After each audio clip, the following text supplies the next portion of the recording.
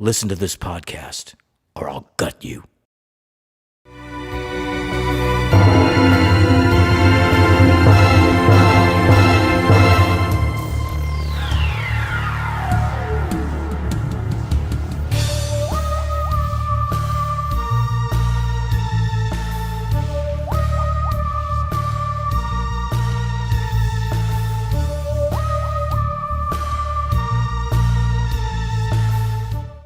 Welcome back, horror hounds, to Ghostman and Rivera's Horror Show podcast. Today we're going to be talking about two films. One of them is X. Excellent. X is an excellent, no pun intended, original horror film playing in theaters right now.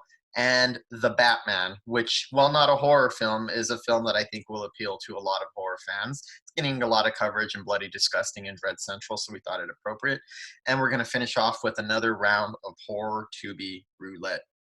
I hope you're okay with this, that when I was taking notes and stuff, it seems like I want to give spoilers on both these movies because there's plenty to discuss on X and The Batman without giving spoilers. But to talk about what's best about the movies, I think there's going to be some spoilers here or there. So, fair warning. Fair warning. All right, let's get into it then. First up, we got X, the latest from horror maverick Ty West. Yep, written and directed by the great Ty West. I've loved him for quite a few years. He's a director to watch. And this proves why. He did House of the Devil, The Innkeepers was awesome, The Sacrament. And he did In a Valley of Violence a few years ago in 2016 with Ethan Hawke, which nobody saw. So if you like X and you like Ty West, go check out his Western. It's really good. This one stars Mia Goth. She was in Suspiria. She plays Maxine and also plays Pearl. Jenna Ortega from Scream. We just saw her in Scream, the new Scream, and also Studio 666 with the Foo Fighters. She's on fire as Lorraine. So 3 horror movies, and we're in this year, and we're only 3 months into the year. Yeah. Crazy. And she's also called Church Mouse on the movie. Yes. The great Brittany Snow. This is another actress I've been fan of for years. She did the Prom Night remake, a surprisingly good Prom Night remake. Would You Rather with Jeffrey Combs. She was in Pitch Perfect, but if you like Brittany Snow, check her out in Vicious Kind with Adam Scott. I think that's her best performance, and it's Adam Scott's best performance too. She plays Bobby Lynn. Kid Cudi was awesome in this as Jackson. He was just in Don't Look Up. Martin Henderson, he's great in this as the producer. He was in the Ring remake, Strangers Pray at Night. He plays Wayne. And then Owen Campbell from the Evil Dead remake and Super Dark Times, who plays RJ, the director of the porn film. The synopsis is, in 1979, a group of young filmmakers travel to rural Texas to shoot a porn film. When the elderly and very horny hosts catch them in the act, they must fight for their lives. This one, I like that Ty West has a bigger movie on his hands here, and he still went with his cinematographer, Elliot Rocket. He worked with him on House of the Devil, Innkeepers, Cabin Fever 2. Excellent cinematographer, and he really shows off on this one. And the makeup effects artist, the head of makeup effects was Kevin Wasner. Kevin Wasner goes back, he did Magnolia. He did Bones with Snoop Dogg, Passion of the Christ, which had amazing effects. House of Wax, Hills Have Eyes, the Grindhouse movies, The Mist, Jennifer's Body. And From Dusk Till Dawn, the series has especially good makeup on the vampires, so check them out. And he worked with on a lot of big name movies because he was part of K&B Effects. Mm-hmm. So if you're wondering why the effects look so great in this, because the guy from K&B Effects was on it. I love the music in it. I thought what I was most impressed with the music was it invoked the energy and it invoked the mood, but not a whole lot of nostalgia. You know, like when we watched the Fear Street, as good as that was, it was all nostalgia when they used old 90s songs. When they use the 70s songs here, it's not very much nostalgia. It's just to put you in that space. It's not trying to take you back anywhere. It just puts you in this space and time. I think it separates two different things. There's one thing when you do a period piece that's a nostalgic period piece. It's kind of those films usually tend to be a tribute to that era. I know some people would argue that this is a tribute to the era of 70s horror, which it is in a way. but it doesn't come across that. It feels like a 70s movie that could have been made in the 70s, and I think that's the difference. Pretending it's still the 70s as opposed to paying tribute to the 70s gets you a completely different feel. So I know exactly what you mean. It really transports you to that style of filmmaking, the type of horror movies that came out in the 70s, without ever feeling like a self-conscious throwback. It's more like, here's another one of those films. Because the Texas Chainsaw Massacre, Halloween, Carrie, I mean, what makes them great is that they're great pieces of filmmaking, not that they recall the 70s so well. So I think this does a good job of making it feel like a 70s movie as opposed to a tribute to 70s movies. Yeah, and it does great homage to other great horror films, but it doesn't ever copy them. Mm-hmm. It uses little elements of other horror films to make its own wholly original thing. I mean, as many things as it paid tribute to, I thought it was wholly original from beginning to end. I keep hearing this described as Boogie Nights meets the Texas Chainsaw Massacre. I think that's a pretty good description, I guess, for lack of a better comparison. And what I like about that is that's true. You could probably see the influence of both movies. But by mixing those two movies, mixing the elements of those two movies, you come out with something that's not like either film at the end of the day. It's how you put these influences together and combine them to make something new is what counts.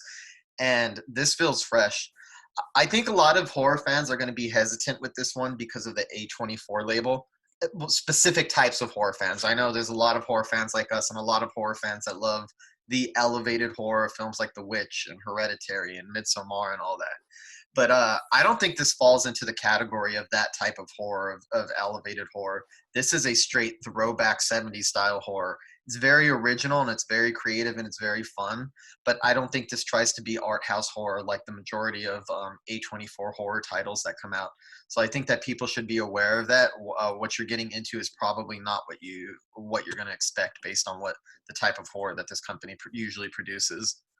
But what's great about it is it still appeals to art house horror fans because it has the attention to detail and the quality and the character moments and the real drama and the real writing. You know, nothing too overly profound or not a whole lot of undertones thrown in there. Just a simple, straightforward script, but it's interesting. The characters are interesting. They talk about interesting topics. I think it takes the Texas Chainsaw Massacre aesthetic and turns it up. You know how in the original Texas Chainsaw Massacre, it wasn't even planned, all that existential talk in the van. They were just kind of reading from a book. But that kind of worked into the plot. But with this, they kind of expanded on that. They didn't just touch on these existential things. They didn't just touch on the real porn discussion. It was real life. It felt real life. I think this movie is it's very graphic. It's a gruesome horror movie as you would expect. It's also very uncomfortable and disturbing in ways that most horror movies are not uncomfortable and disturbing. And I think it might be uncomfortable and disturbing in a way that might turn off horror fans because I don't think horror fans are used to being disturbed in the way that this film chooses to disturb the audience. And I think that has to do with the theme of the movie. I think that it has more of a 70s horror feel as opposed to the art house film, as opposed to the art house horror.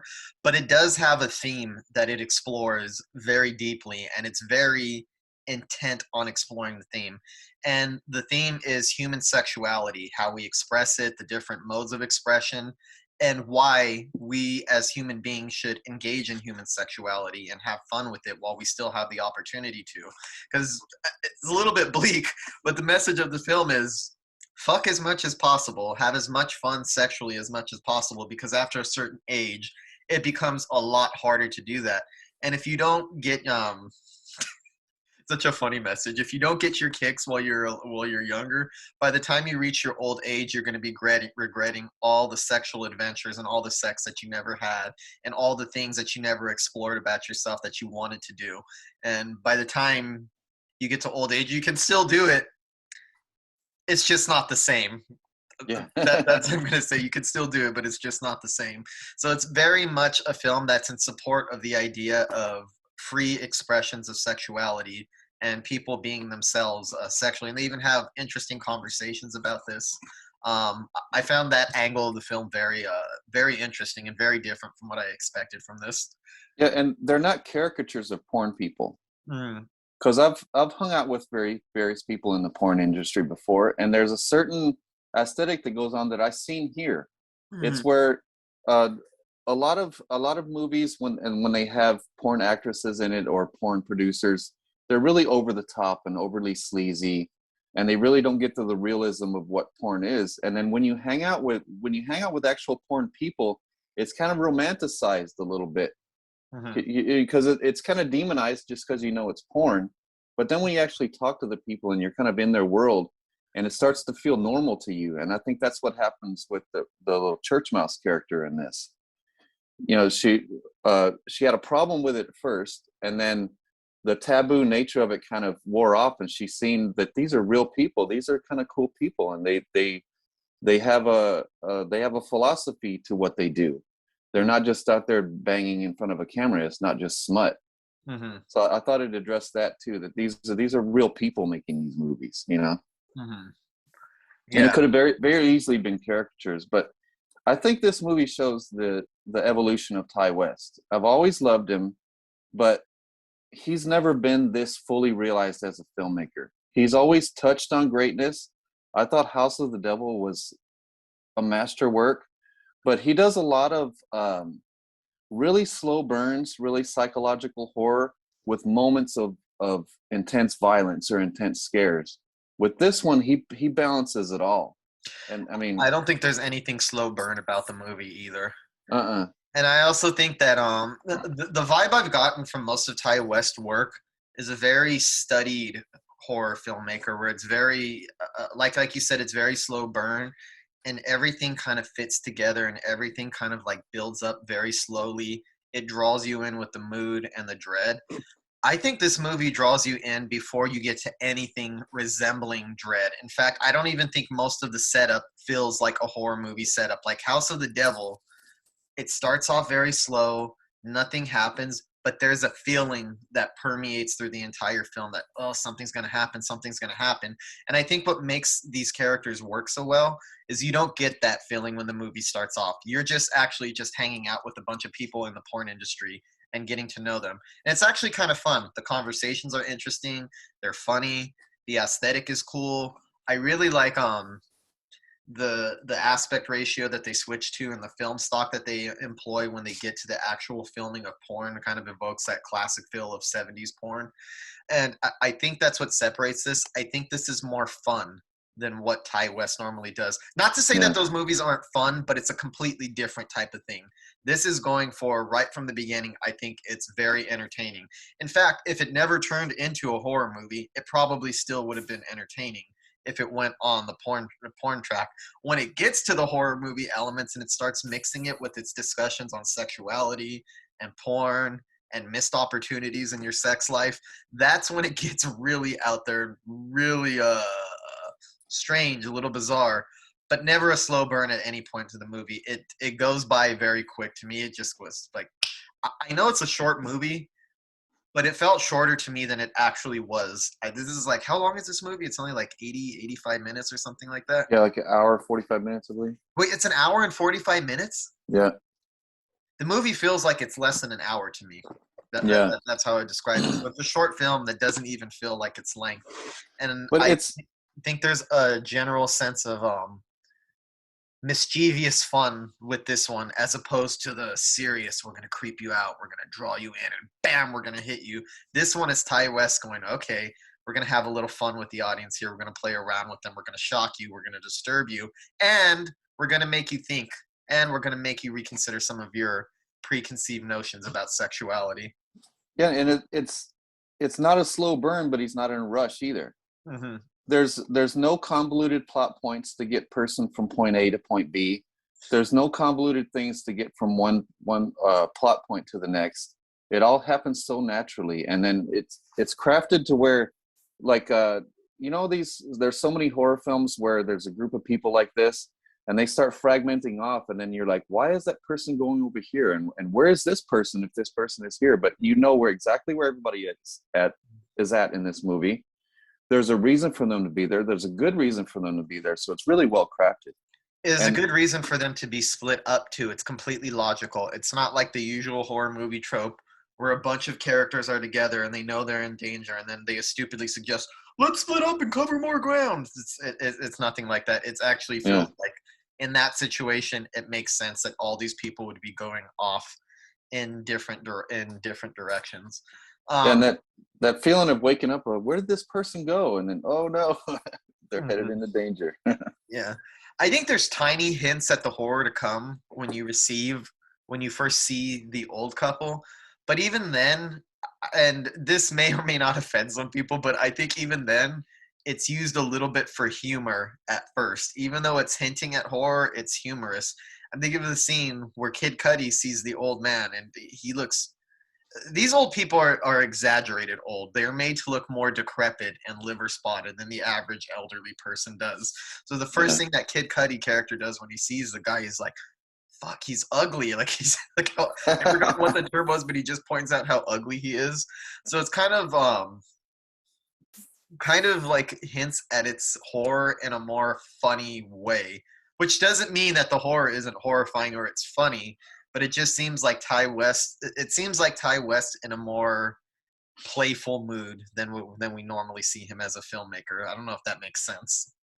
Yeah, there's some comedy thrown in here, but it's not comedy that calls attention to itself. It's just funny character moments or just funny things being said. You know, it never calls attention to itself as an outright comedy, but you still laugh. Yeah, I was impressed with the three performances that most impressed me are Mia Goth, of course. Because here she's doing more than I originally realized by the end of the film. She's playing a double role. Yes. I was not aware of that until the movie was over. And also, this is one of those movies, stay around for after the credits because you're going to get a real treat. But she's playing the old lady as well as the porn star. And I was totally not aware. I had thought that they just got an elderly couple and made them look more exaggerated or grotesque than what normal elderly people actually look like. But that's Mia Goth, and she's believable in both roles. And I was genuinely surprised that was her. So she's one of the three. I mean, they're all good in this movie, but she's one of the three that really impressed me. The other two are Kid Cudi, because he's funny.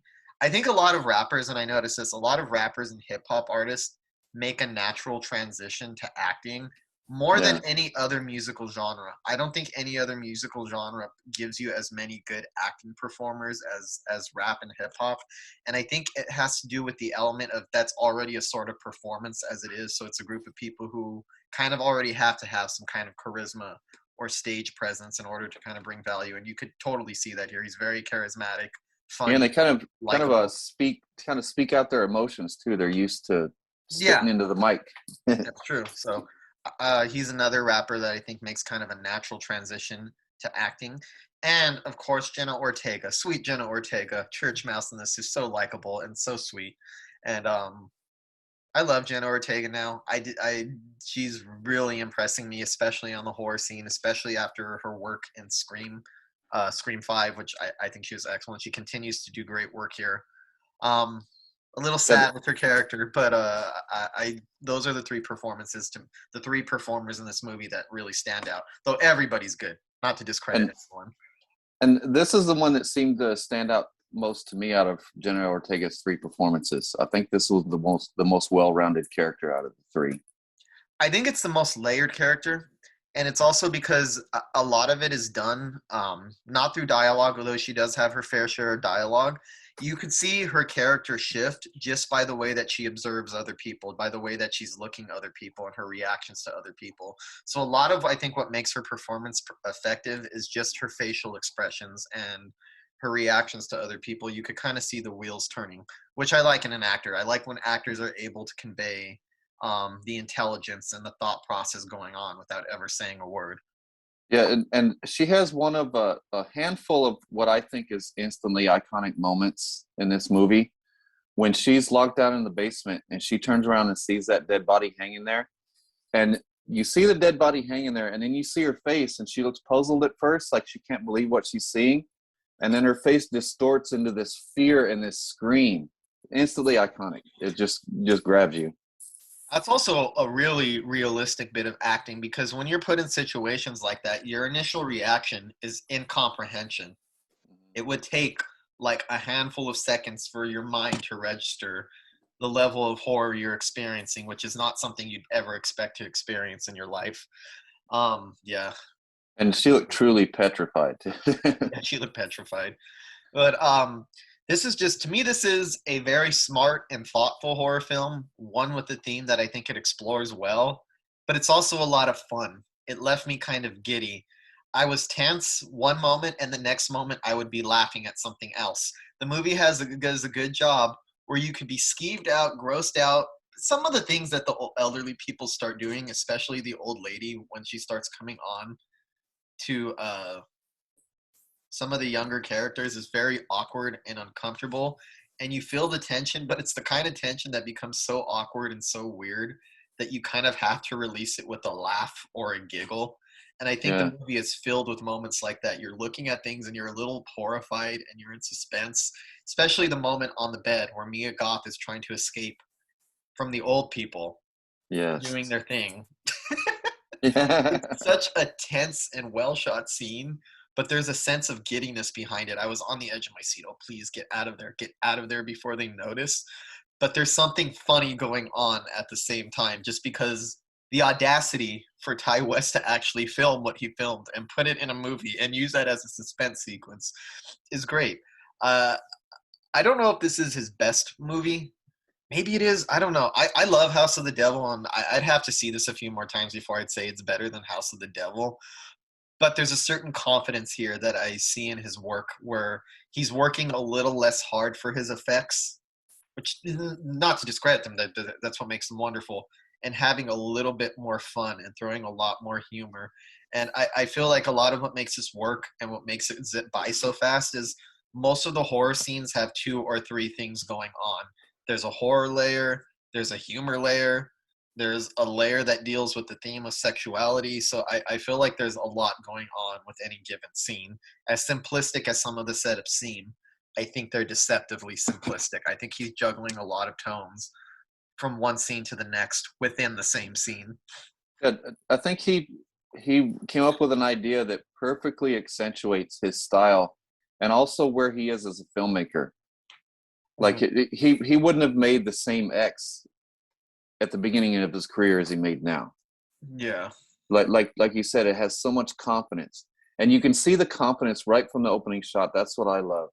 Like I got chills right from the opening shot. You see this, you see a square.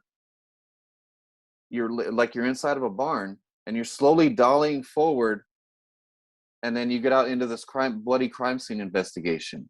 And by the way, it already feels like Texas. This is New Zealand, and it already feels like Texas. And when you see this crime scene at the beginning, See, that's bizarre to me because the latest Texas Chainsaw Massacre was filmed in Romania, and large chunks of it, I was aware that that what I was watching looked vaguely European to me. It had, especially in the night scene, started to take on this very European aesthetic. I never, ever, ever got any sense that we were outside of Texas while watching this movie. yeah, I think it sells its setting a lot better than the recent Texas Chainsaw Massacre film did. it does. It didn't have that foreign look to it. Mm-hmm. But he establishes mood right away, and then how that first, establishing scene of a bloody crime scene, and then it goes right into a panning shot of the gas station, and this is where it really starts feeling like Texas Chainsaw Massacre, and it feels like a million other slashers too, but it doesn't. You know what I mean? Yeah. Like little things. Oh, that kind of reminds me of this other slasher, and then something happens completely different. Yeah. But the whole gas station visit, that's a million slashers, but they somehow made it feel fresh because of the characters that were involved. And then the first time you see Mia Goth, she is electric. Mm-hmm. Like without even opening her mouth, she's electric. She's smoldering, and she has that cute little Southern accent. And she's, on top of everything, she's real. And she's not only real, but all the talk of X Factor, it rings true with what you see of her on screen. Mm-hmm. You know what I mean? She's not a caricature of a starlet, someone who wants to be a star. She was a real person who felt like a little Southern girl who had something special, who wanted to show it to the world. She sold that very well. Not only that, she comes across empowered. Like you said, this never makes caricatures out of the people in the porn industry. And even though a lot of the movie she's stripping for the camera and acting out ridiculous sex scenes, she always comes across as a very empowered character. There's nothing weak about her. There's um, nothing that you could point out that could be like a weakness. I think she's a really good final girl, a formidable final girl, and I think she projects a certain level of intelligence and determination and likability. She never comes across as weak at any point in the movie, and Because I think she's one of those rare horror movie protagonists that never makes a stupid decision. yeah, That every decision she made seems like well thought out without being too unrealistic. Not like, oh my God, how is she so perfectly figuring everything out? Not in an unrealistic way, but in a very naturalistic way. I don't feel she ever made a single stupid decision through the yeah. entire movie. And that's to its credit, because I think that's hard to do in horror movies, especially in slasher movie scenarios. It's a challenge to bring those scenarios to life without having the characters make idiotic or foolish decisions. That's a challenge. And I think this movie does it very well by making her always seem like she's a step ahead of the game. Not a step ahead of the game, but not like she's ever behind at any point. And it's a challenge to craft a character like this because she's a very convincing stars in her eyes country bumpkin, but she has stars in her eyes because she has real talent and real strength of character that you see evident as the movie progresses. But we get in the van with these characters, and then once again it feels like Texas Chainsaw Massacre, and then it doesn't. Once they start handing out the porn scripts to everyone, and they start discussing porn with a surprisingly compelling conversation, and then this is when it veers out of familiar territory for me. I thought it was a cool contrast of characters mixed with the great music that kind of fit, and like I said, it kind of fit the narrative without being without feeling overly nostalgic. I love how it shows a bit of the craft. I know they were making a porn, but it's universal what they were showing as far as the craft and the passion that goes into making low budget films. And it also shows that how producers can take advantage of that. Like someone's young, dumb, and full of cum and just wants to make a good movie, and then these producers come along. But this was a surprisingly layered producer too. The guy played by Martin Anderson, Wayne. Because he's kind of sleazy, but he's kind of a cool guy too, and he says things that make sense. I think the decision he made with Jenna Ortega, he has a good way of selling it as being altruistic and we're just doing it for the production. But at the same time, he knows what he's doing isn't cool to the director. Like, I understand you have no right to control another woman's sexuality. I get that. But I understand the director being kind of in love with this girl, not wanting her to be out on screen fucking other people on camera. And I think the porn producer kind of levels over him in a way that seems vaguely disrespectful, and I felt a little sorry for him. He is a little pathetic. I'm not saying that he's not pathetic, but I could genuinely understand his point of view or his pain, even if it's wrong. I could understand not wanting somebody you love to be on screen projected like that. I get that. But it's weird because the porn producer is vaguely sleazy, like you said, but he's not like selfish either. When it comes time to go look for the other people and help people out, he actually does it and puts in real effort to help people out.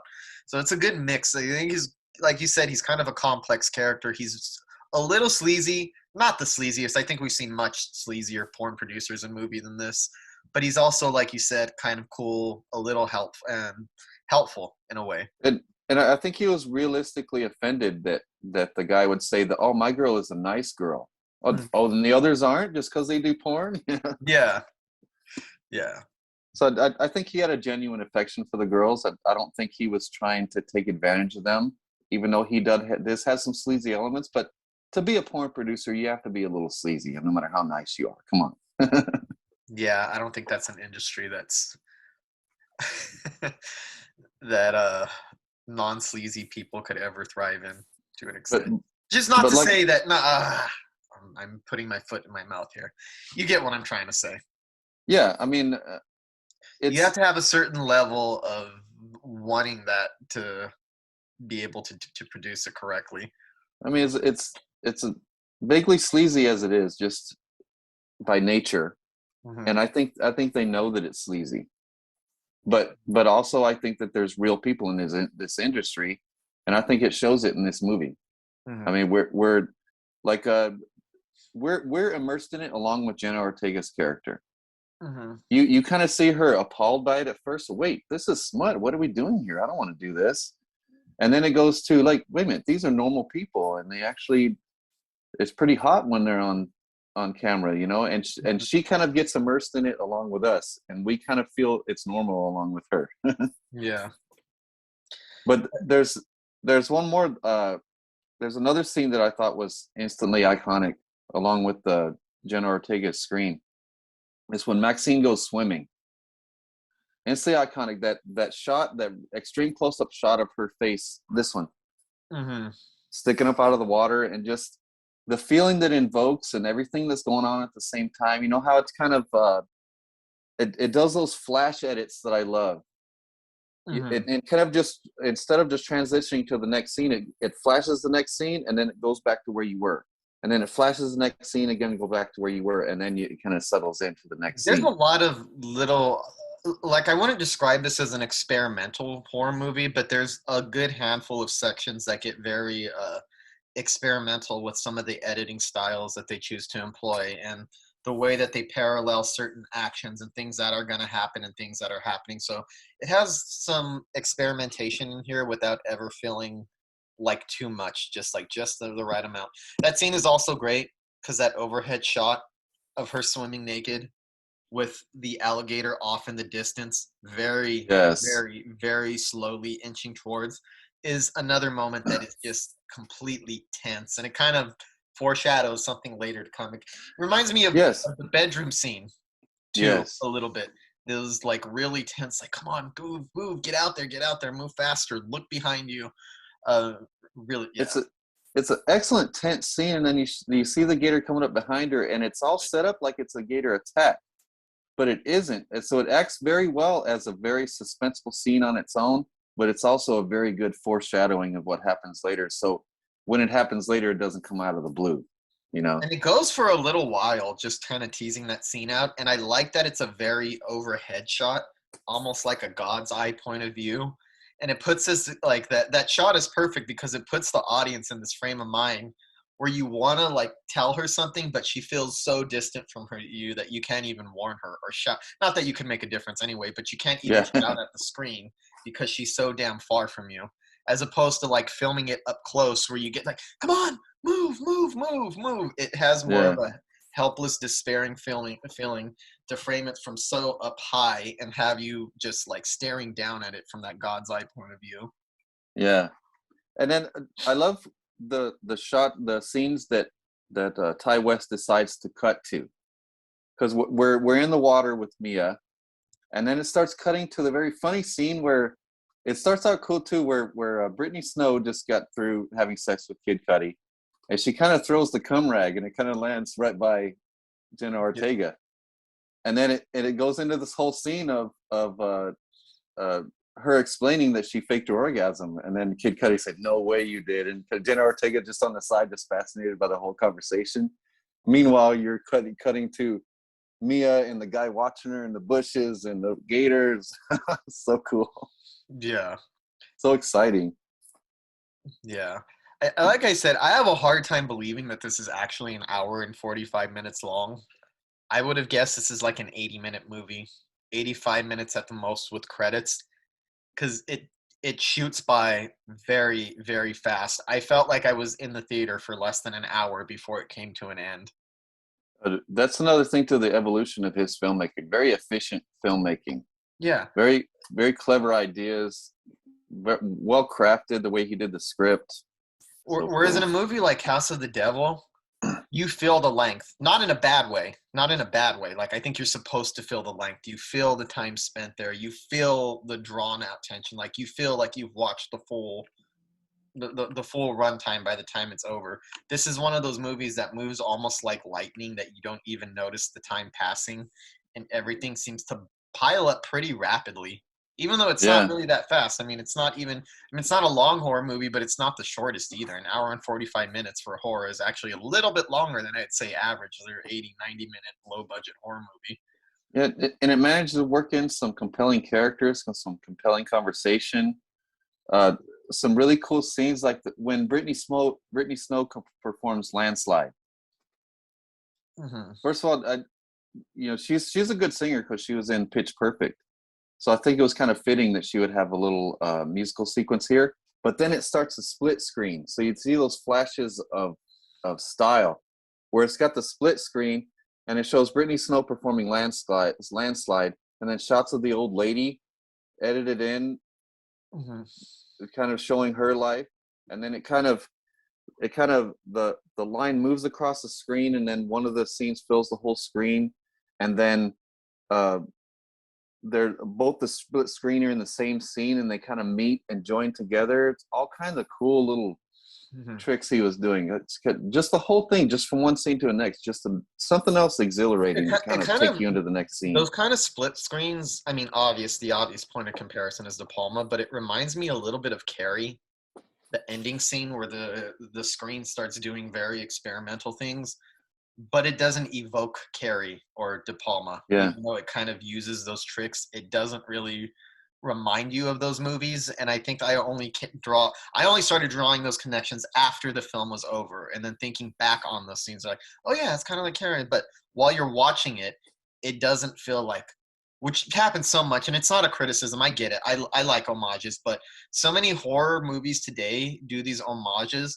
that really call attention to themselves. And when you're watching it, that's scary, that's Dressed to Kill, that's this, that's that. It's like it makes you shout those things out. This, I think, does those homages without distracting you from the story or making you think of anything specific.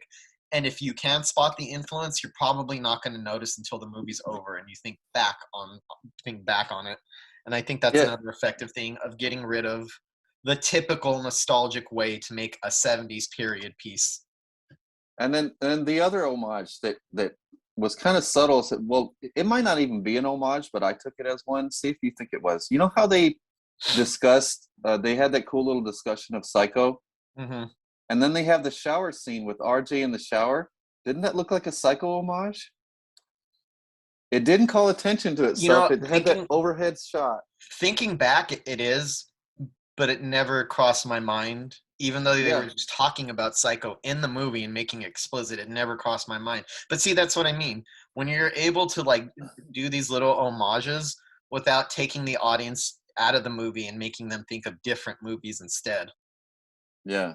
Which is a trick that I think more filmmakers could do better to master. Unless, of course, you want the audience. I know that in a lot of cases, you want the audience to know that this is what you're paying homage to.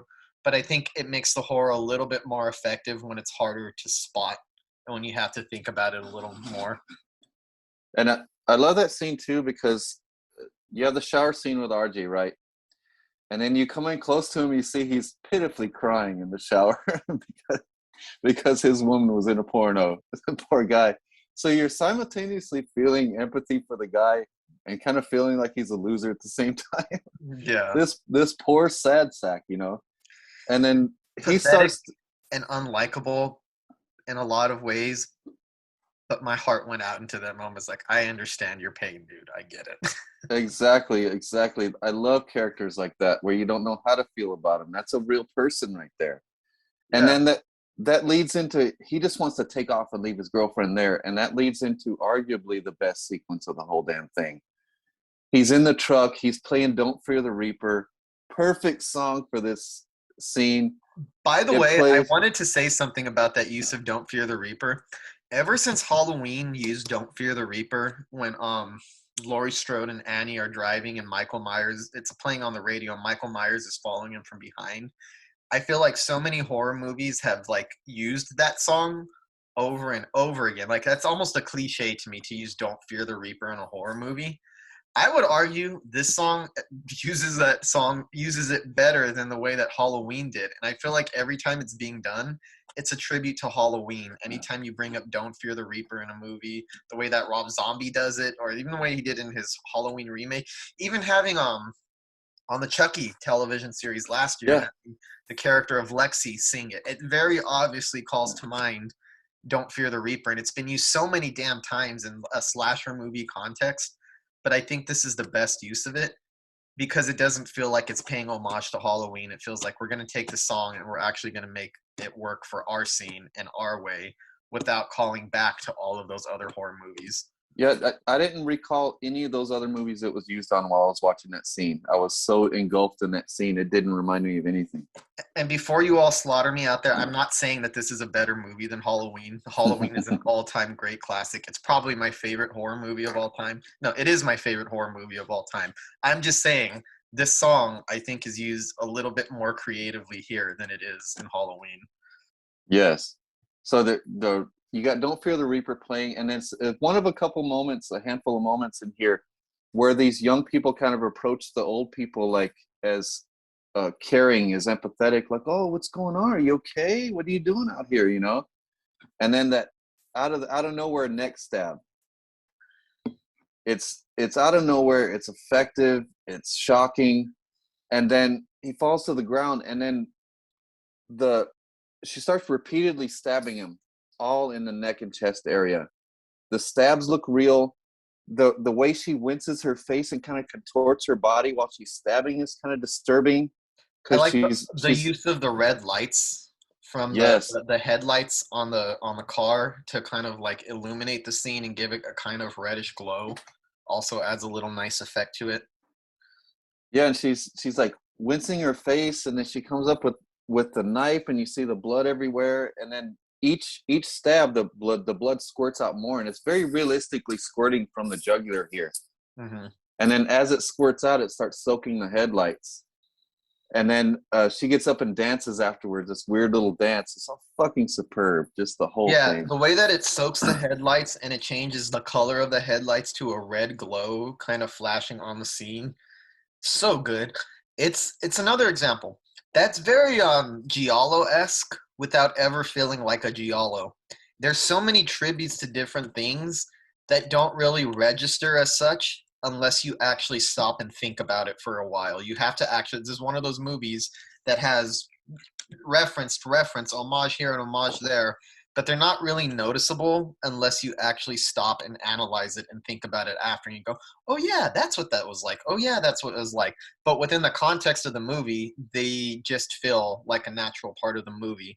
And I think that's, and I know I keep harping on this, but I think that's extremely rare in this day and age when so many horror movies are so bent on reminding you of every influence that the filmmaker has, of every other film. It's cool to see it done in a more organic way. Yeah, just throw it in there and let people realize it. You don't have to call attention to it. Yeah. He shows it here. So then after the neck stab and all that great scene, then you got Brittany Snow, who plays Bobby Lynn. She gets up out of bed and she starts looking around for Kid Cudi. And that's another moment where she sees the old lady on the pier. Oh, you okay? And then the old lady starts talking shit. Like, fuck you, old lady. Like, what the hell? And by the way, Brittany Snow is gorgeous in this movie. Mm-hmm. Like the epitome of a pinup girl. Just so hot, so smoldering, and so like cocky, and got this attitude, and she's got a head on her shoulders, and she's kind of empathetic, has a cool way about her. She's a cool person. I love her character. But that's when the gator comes in. A great gator attack too. They didn't have and I to think be it's too good gory with it. because you feel the tension before the gator actually attacks because of the teasing setup scene that came earlier that never actually delivered. Like it was like a suspense scene. How did Hitchcock describe it? It's like the bomb under the table that you're waiting to go off. Yes. And it's the bomb under the table that never goes off, and that it has a delayed reaction way later when you know it's going to hit at a certain time. Oh, clever use of suspense. Clever use of weaving suspense and humor kind of in and out of each other without making one overshadow the other. The way that the humor is kind of used to release tension. Or even maybe some of the humor is unintentional. I think some of it might just be so awkward that the only way to release tension is to giggle or chuckle at some of it. Yeah, it's so unexpected a lot of the times too. A lot of times the the comedy comes up unexpected and the horror comes up unexpected, and you get some touching drama here and there. Mhm. It all feels fresh and exciting. And there Yeah. was one part I wanted to ask you about.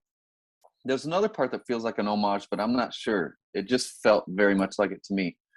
When the old people were about to have sex. Now you see them start to have sex first, and he's just a crotchety old man. I'll have a heart attack. I don't want to have sex. But the next time they've been through this ordeal with these young people, and I think they're both feeling a little exhilarated. So then the old lady starts saying, "Say you want me. Tell me I'm beautiful." Doesn't that sound like Natural Born Killers? I felt a Mickey and Mallory vibe right there. Maybe, but Mickey and Mallory were so much more attractive and beautiful that it's hard to make that connection at the time. Just the way Because she I was think saying Mickey it. and Mallory is a couple that a lot of people would want to see have sex Yeah. on screen. This is somebody that nobody wants to see. These are people that you don't want to see. It's like, no, stop.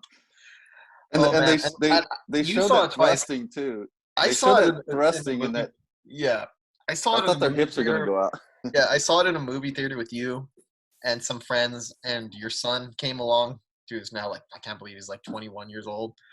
But I was next to him, and your son's reactions to the movie were funny because he looked genuinely disgusted and he didn't turn his head away from the gore or the violence, but you could see him turning away from the old couple getting naked and really hot and heavy with each other.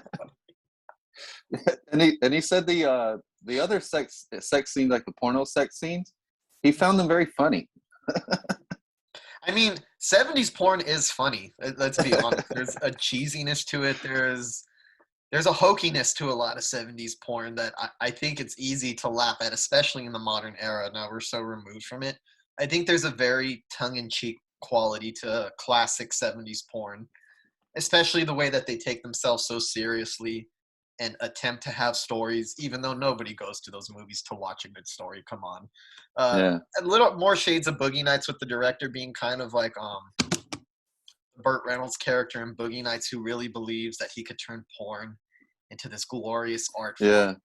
film. Very interesting overlap with that. But yeah, I really dug this a lot for a number of different reasons. Oh, and with Church Mouse in the basement, was that a Shining homage when she broke through the window with the axe? I mean, broke through the door with the axe.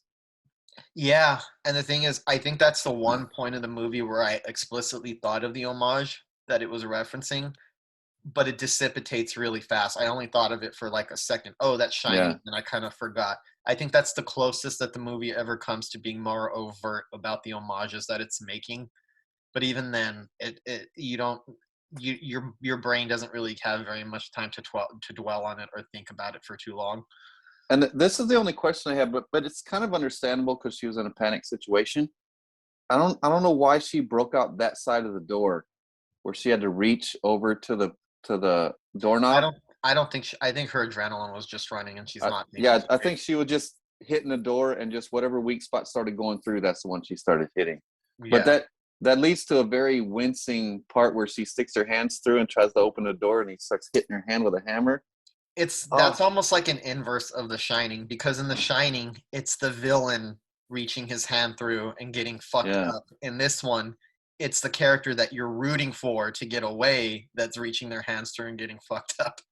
Yeah, and I watched it twice, and I could not see how he did it so realistic. You can see her hand there.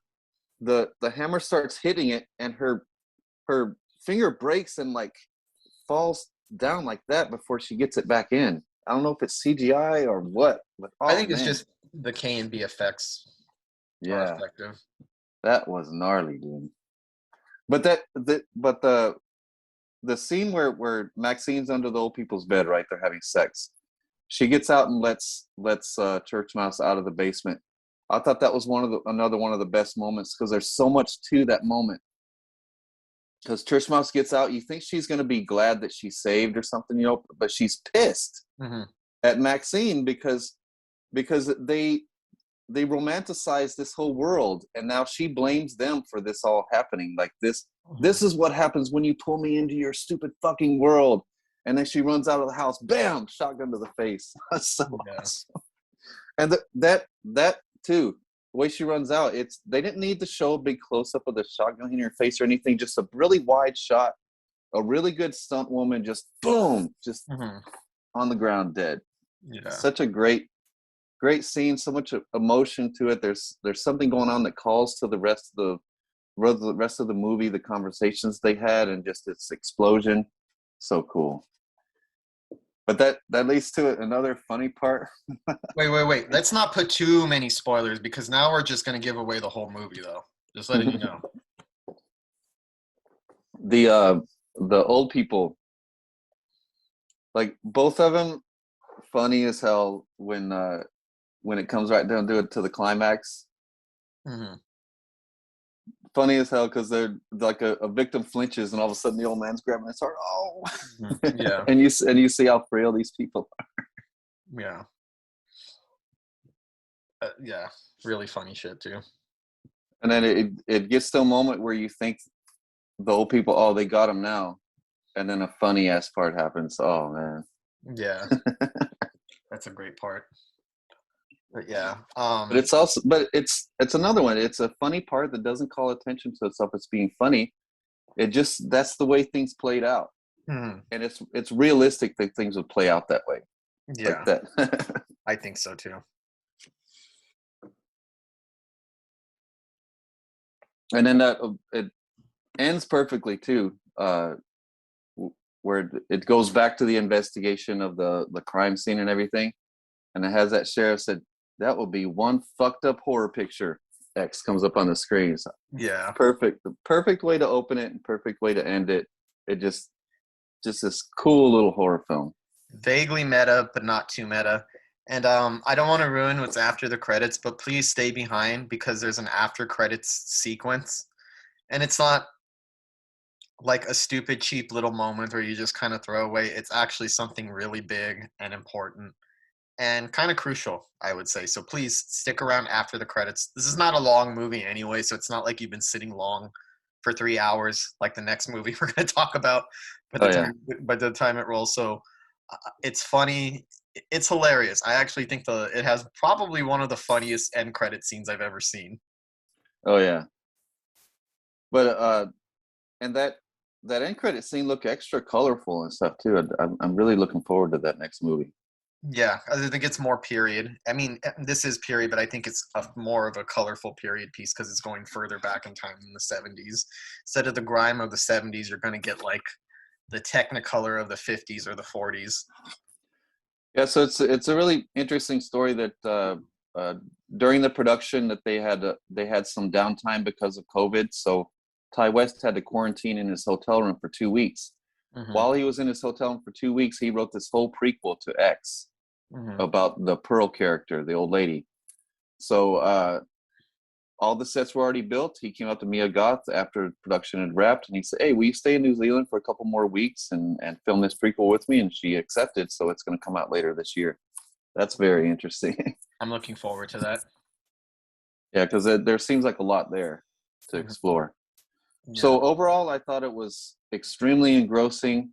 It pays homages to classics without copying them. It feels both familiar and fresh. I think it's a master at work, balancing drama, comedy, horror, atmosphere, dread, character development, world building, all of it just pitch perfect. No pun intended, because Brittany Snow was in Pitch Perfect. Yeah. But it feels both simple and complex, and I think it's a new horror classic. And especially it's the horror film that we need right now, because so many horror fans are torn. You got art house horror fans on this side. You got B-movie exploitation horror fans on this side. You got some fans middling in the middle, and everyone's at each other's throats and saying that everyone's other movies suck. And so now I think we can all agree that this is a great little movie. I think so. The exploitation fans, the B-movie fans, the art house elevated horror fans, I think you'll all enjoy this movie. Go see it while it's still playing too. Yes, for sure. It's worth it seeing in the theater. And don't be afraid to go watch it more than once, because I personally loved it even more watching it a second time. So the next one we're going to discuss, Batman. And as we've The discussed Batman. before, the Batman, because we discussed like Once Upon a Time in Hollywood and the Joker. So we like to discuss things that are horror adjacent. And if anything's horror adjacent, it's this new The Batman movie. Yes. So this one's directed and co-written by Matt Reeves, who did, of course, Cloverfield, Let Me In. He did both Dawn and War for the Planet of the Apes. It's written by Peter Craig, who wrote The Town, the Hunger Games movies, Bloodfather, Bad Boys for Life, that was the best thing about the new Bad Boys movie was the script. And it's based on Batman, who was created by Bill Finger. Robert Pattinson, of course, stars as the Batman. He was in Good Time and The Lighthouse. Zoe Kravitz, who is from Mad Max Fury Road and X-Men First Class, she plays Selena Kyle / Catwoman. Jeffrey Wright is excellent as James Gordon. He actually recently did the voice of Batman on a podcast series, and I remember him he played Basquiat in the movie Basquiat about the artist with Dennis Hopper back in the 90s. He was also in Boardwalk Empire and Westworld. Colin Farrell was excellent as Oz or the Penguin. He was in the Fright Night remake and, of course, Lobster and Killing of a Sacred Deer. Paul Dano was excellent as the Riddler. He was in There Will Be Blood. John Turturro was great as Carmine Falcone. He was in Fading Gigolo and Big Lebowski.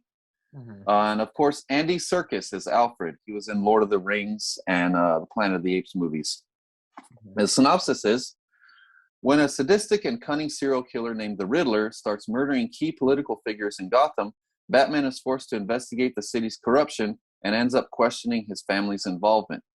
This one has cinematography by Greg Fraser. Excellent cinematography. That was the best thing about Let Me In. It was one of the only great things about Let Me In. And he did Zero Dark 30, Rogue One, and the recent Dune. So excellent cinematography on this. And I like the way it begins. The police investigate the murder of the mayor on Halloween. It's already moody.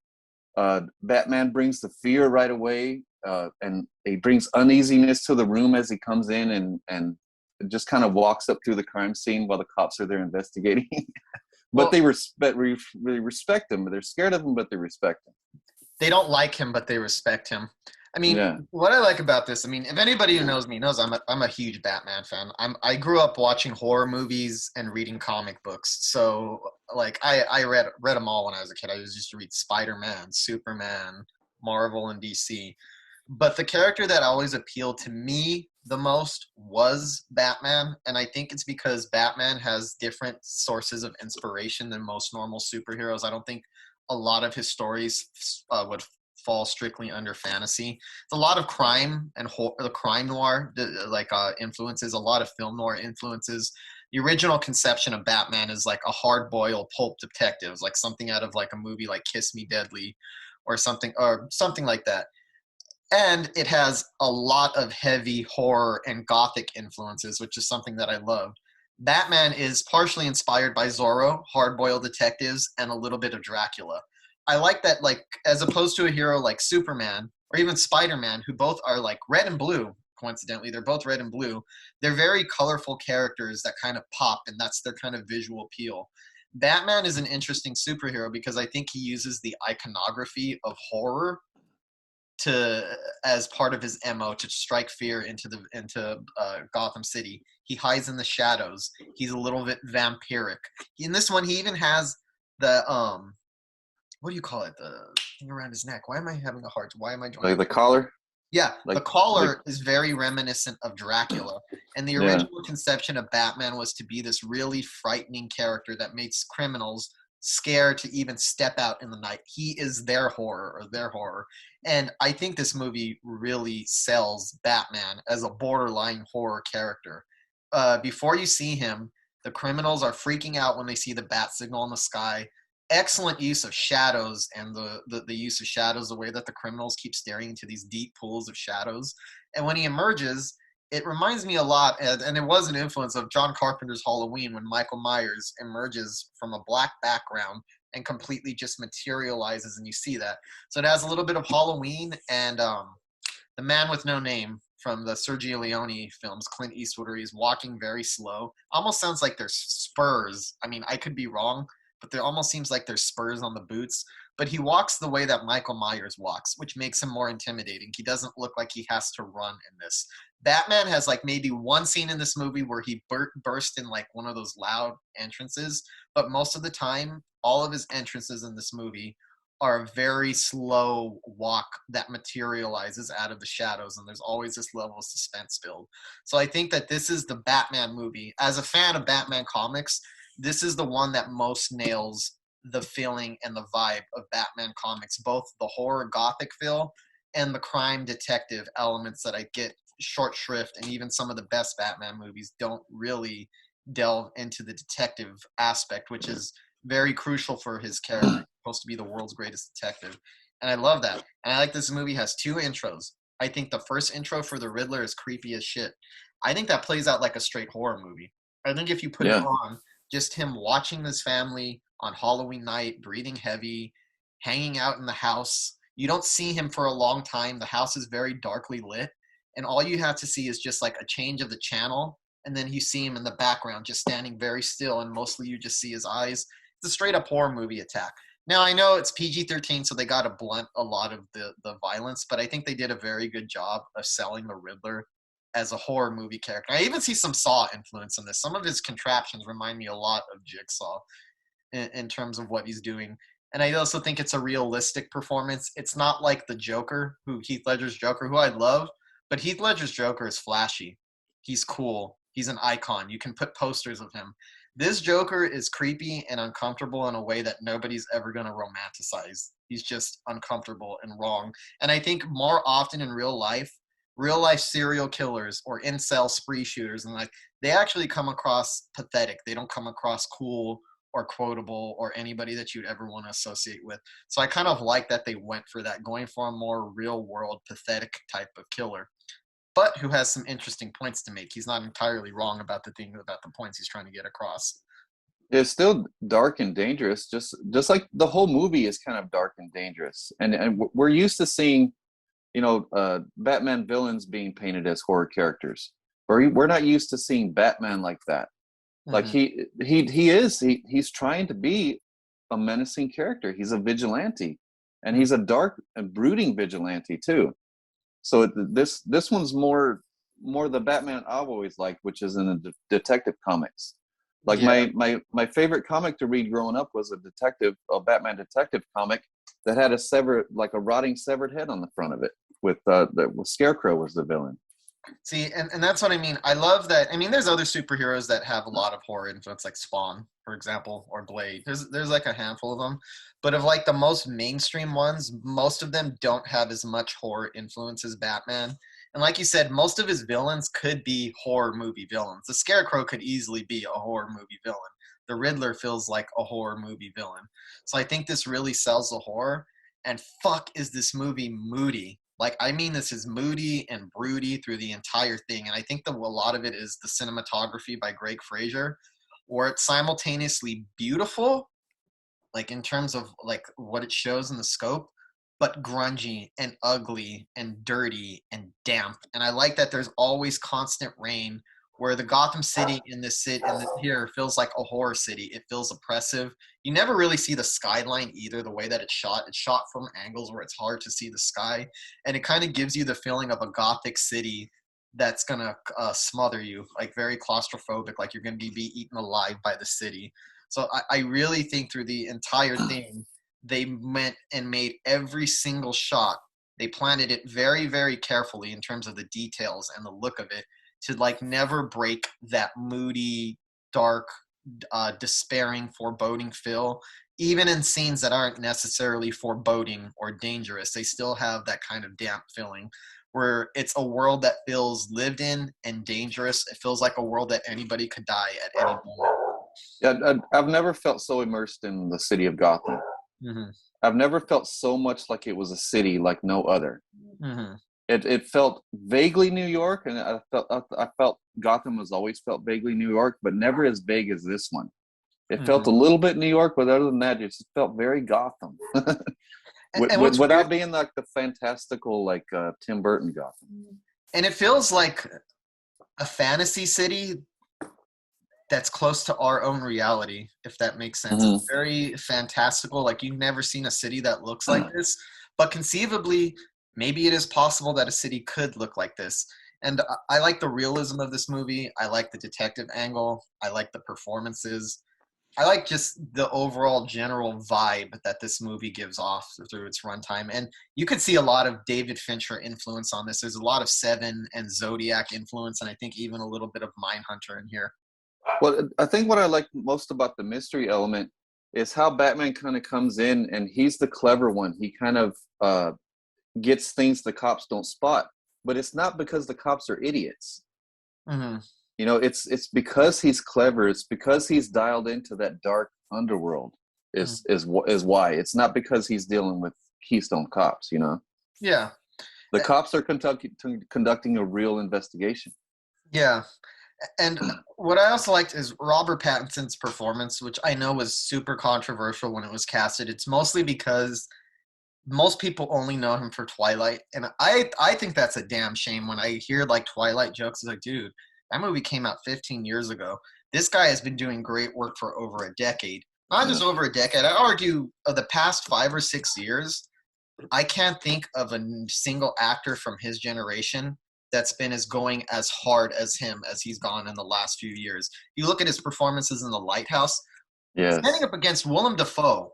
Willem Dafoe is a fucking powerhouse, one of the greatest actors of all time. That'd be a hard thing to actually have to go up against him. And he fucking holds his own. And like the ability to like the intensity of it, just those two, to be able to stand up against Willem Dafoe and even outshine him in a handful of scenes is powerful.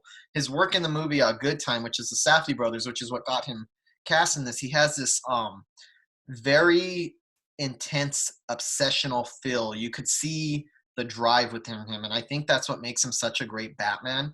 He's very dialed into the intensity of the character, the freakish elements. I think that Robert Pattinson really embraces Batman as a freak and as a creature of the night more than any other Batman performance I've ever seen. He almost feels like there's a certain level of gravitas that he brings to the role. He has a much better Batman voice than Christian Bale. Yes. He has a better Batman voice than Michael Keaton, and I love Michael Keaton's Batman, but I think he even like steps up above him here, and I think he has a good job of projecting the type of intensity. Like, yeah, I could buy that this guy is that screwed up and that damaged enough that he would dedicate his life to living in the shadows and haunting the criminals of a city as a way to kind of work out his psychosis. So it's just the best Batman performance on film to date. And it's because it's Robert Pattinson, dude. He's just such a phenomenal actor. And I wish I could stop hearing these fucking Twilight jokes because they're so old, so outdated at this point. It's like, dude, go watch the movies, please. Go watch the movies because this guy has more than earned respect. Arguably the best of his generation. Arguably. And ask every actor who's ever played Batman. It's an enormous amount of pressure. And it seems like every new Batman that is chosen, the stakes are higher and the pressure is even more intense. Mm-hmm. You watch this 3-hour movie where he's in almost every scene, you don't see a bit of pressure on that man. Not at all. I think he has complete confidence in his performance. He never seems like he's acting. He doesn't seem like he's trying to be Bruce Wayne. He doesn't seem like he's trying to be Batman. He just is. Yeah, he just is. And it's that freak element that he embraces that I really love. He said his agent, when his agent realized that he was going to get the Batman role, he said to Robert Pattinson, "I'm really surprised you want that. I thought you only wanted to play freaks." And then he told him, he is a freak. And I think that he really taps into that. I'm like, what kind of normal, healthy person, mentally healthy person would dress up at night as a bat, go out and terrify people and beat the shit out of criminals? That is not a mentally healthy thing to do in all reality. And I think he sells that dangerousness without ever not making him seem heroic. He still seems heroic. He still seems like a good guy, but it's just driven by so much anger and fear and so like this intensity, this burning trauma that he never really got over. I think that he sells it in every second. You could, even though, and I'm glad this movie skips over the origin, we've seen it a million times. I think that you could just see the origin and the performance. The trauma and the grief are built into the way that Robert Pattinson plays him. in terms of his intensity, which is why we don't need to see the origin story, just like we don't need to see Spider-Man's origin story over and over again. I think pop culture has those stories ingrained, and I like that this just jumps in and lets the character be and really embraces his crime roots, his horror roots. And yeah, he's as terrifying as some of his villains, and I love that the Riddler in this was actually inspired by Batman, and he believed that they were working together and they were on the same side, because before Batman came along, he was a pathetic person. He saw somebody who put on a mask and used it to strike fear to become somebody. So he feels more important putting his mask on. He feels empowered by it. And I love that Batman as a character is a mirror to his villains most of the time. His villains are very twisted. They're psychologically damaged. Like I said, they behave more like horror movie villains. They're serial killers. And a lot of them are straight up serial killers with a very disturbing gimmick or gag attached to their MO. But I think this really sells Batman as being equally as terrifying as his villains. And I also like that it uses to kind of like criticize and confront some of the things about Batman while also giving it give him a good character arc, where by the end of the movie, this version of Batman realizes that he has to be more than just scary and frightening if he wants to inspire hope, if he wants to inspire good. He realizes that the effect that he's having is not the effect that he wanted. And he realizes by the end, he needs to help people too. He needs to save people. At the beginning, all of the people that he saves, especially the opening attack, the person that he saves looks just as terrified of him as the criminals that he just beat the shit out of, even though he just probably saved his life. By the end of the movie, you have citizens crying and holding on to him, and like him holding them, and like you see so much like a big character arc, a big transformation going from somebody who just wants to punish criminals to somebody who wants to inspire the innocent. And I think that's a really good story arc to give to a character that's so based in so much trauma and darkness. And it never sacrifices the horror elements, even by the time when we start to feel that it's a little bit more uplifting and inspiring by the end. And when it comes right down to it, that's what I like most about it. The character arc of Batman, and it painting him so well as being a horror figure, and then it criticizing that horror figure, like him working so hard. Well, he doesn't really work hard at it, but just that this whole image, this whole menacing image of him striking fear in people, and he thinks that that's what gets him to the criminals, but then he feels like this is also creating criminals, this is inspiring criminals, so it addresses that, and he has this turnaround without being hokey. Mm-hmm. It could have very well been hokey, and there was nothing hokey about it at all. Yeah. And then I loved all the club scenes. That club seemed like something that a bunch of seedy gangsters would hang out at, but only in Gotham. It seemed like a very gangster nightclub, but only in Gotham. And then the whole the undercover stuff, like Zoe Kravitz going in there undercover and finding out the conspiracy, uncovering conspiracies. All that was cool. And then they bring the Penguin in. That was cool and unexpected. The interrogation, how Penguin kind of act like a sympathetic character, and then he come back and he kind of little touches of diabolical kind of thinking, yeah. And then he kind of reverts back to this kind of ho hum, I'm innocent, Oh, dude, and that's such a great performance from Colin Farrell. Yes, like he really disappears into the makeup and the fat suit. Like he's not recognizable at all in this movie.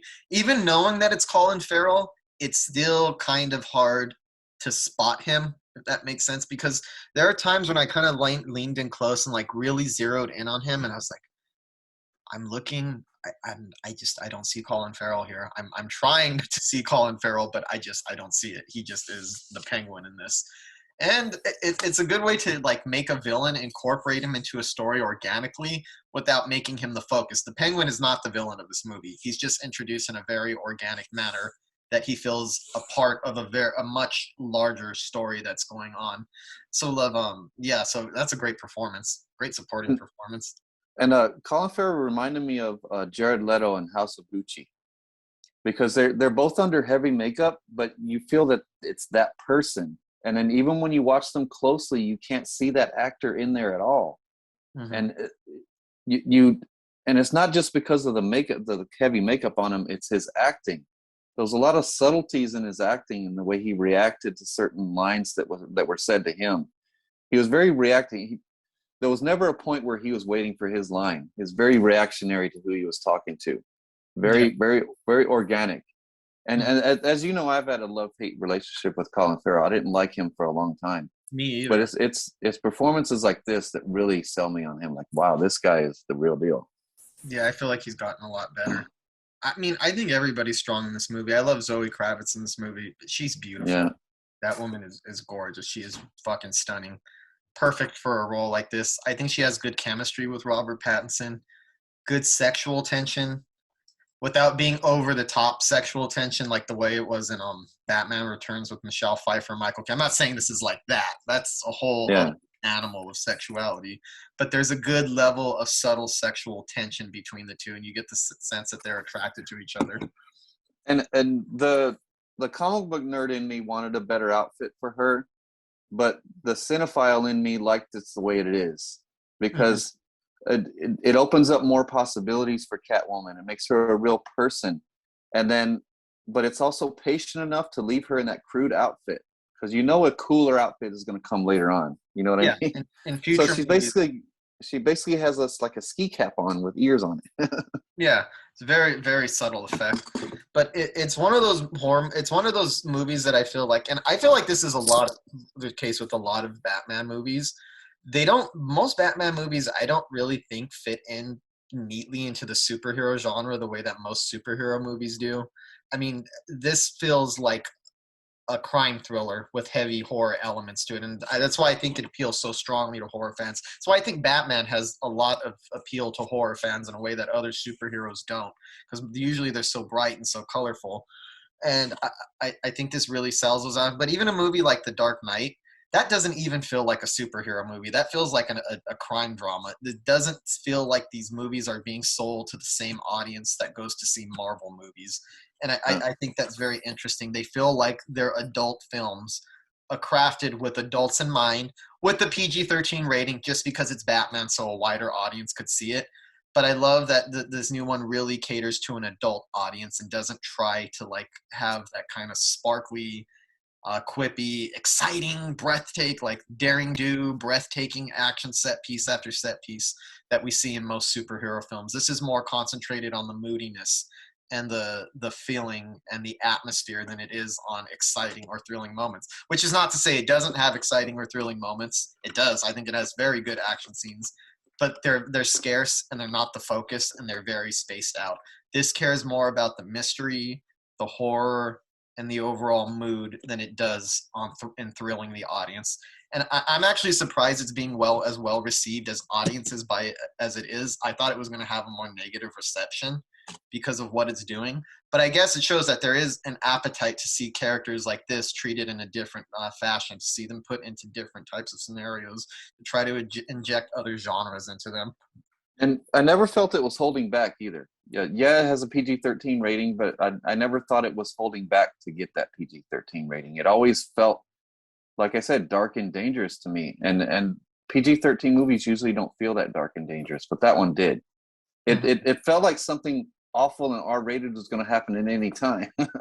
Yeah, I mean, and it did. And sometimes you don't need it. I feel like there's that one Jigsaw-like trap where he has the DA in that bomb that's going to explode. Yeah. And to be honest, it explodes, but you don't really need to see gore because, I mean, it explodes. It's not like a regular trap where it just splits the head open and you're going to see every detail. So it doesn't even feel like you got cheated in that scene when the head explodes, because of course it's going to be a big explosion. It's not going to be up close viscera and everything, but it's still horrifying because his head fucking exploded. So it really does stuff like that. So I know what you mean. The Riddler's attacks are creepy. His breathing is creepy.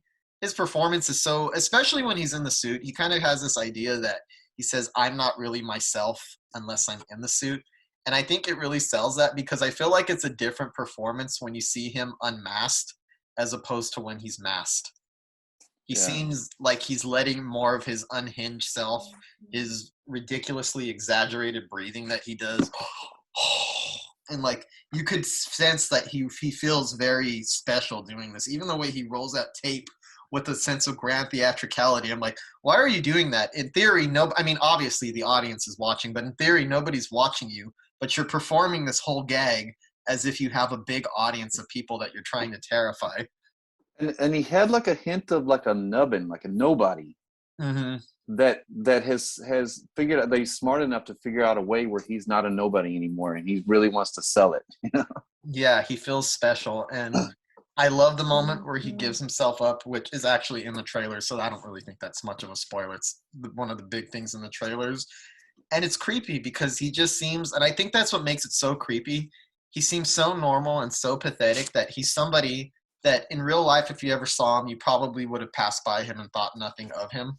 And I think most killers who go out and make a name for themselves, or even like incel spree shooters or serial killers, are like that. People that get passed over by society, people that you don't notice. They might even strike you as vaguely pathetic, but there's something building up in them that you could tell that there's something dangerous with beneath that very innocent looking surface. And I think it's so chilling that he has such a baby face when he lets him, when he gives himself up, and he does it in such a calm manner. And I really love the moment where they're looking at his IDs, which one's you? And he just says, "You tell me." And then he starts giggling. It's menacing, but it doesn't sound like he's trying hard to be menacing. He's just fucking skeevy and creepy. That's what I like about him the most, is that for me he became the scariest after he got caught. Mm-hmm. But throughout the movie he's always surprising to me. I mean, he keeps opening up the mystery further and further. The mystery gets deeper, and then he manipulates that mystery to fit his agenda. And then after all this, he lets himself get caught.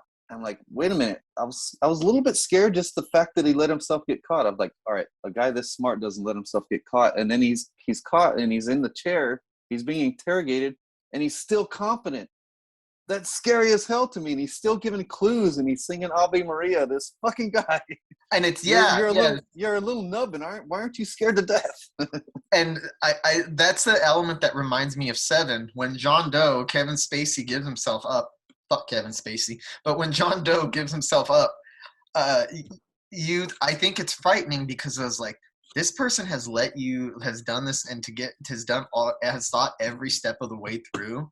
You know his plans aren't over, and I think that's what's terrifying. It's like, fuck, this guy isn't done. He already set something in motion, and we don't know what it is, but it's obviously going to be something very bad, because he seems way too confident in what his plans are. And of course, in comic book fashion, it's pretty diabolical.